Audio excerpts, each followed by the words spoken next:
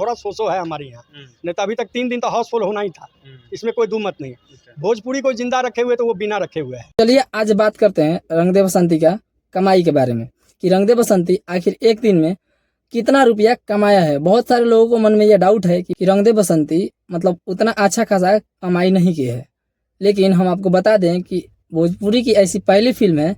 अच्छा मतलब कि ओपनिंग था, बहुत अच्छा भीड़ था देखने के लिए, दर्शक लोग एकदम परेशान थे, सीढ़ी खचाखच भरा हुआ, हॉल भरा हुआ। एक दिन में सबसे ज्यादा रुपया कमाई है।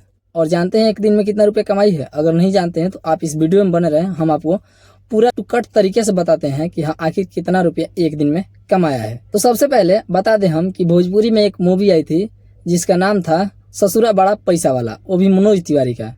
वो भोजपुरी जगत का ऐसा पिक्चर है कि आज तक उतना कमाई कोई भोजपुरी पिक्चर नहीं किया था, लेकिन खेसारी लाल यादव ने क्या किया कि उसका रिकॉर्ड तोड़ते हुए और अपना फिल्म लाए रंग दे बसंती, और उसका भी रिकॉर्ड टूट गया। रिकॉर्ड होते ही हैं टूटने के लिए, तो जो ये रिकॉर्ड तोड़ा है ये दूसरा कोई भोजपुरी में पिक्चर के माध्यम से नहीं तोड़ सकता है। भोजपुरी में ऐसा पहली बार हुआ है कि कोई मूवी इतना एक दिन में इतना कमाई की हो, और वो है रंग दे बसंती। एक दिन में अंदाजा लगाया गया लगभग मूवी एक दिन में 25 से 30 लाख का कमाई किया है एक दिन में। वो अब 7 तारीख को ये मूवी 25 से 30 लाख रुपए का कलेक्शन किया था। अब भोजपुरी जगत का ये पहला ऐसा मूवी है जो एक दिन में 25 से 30 लाख रुपए का कलेक्शन किया है।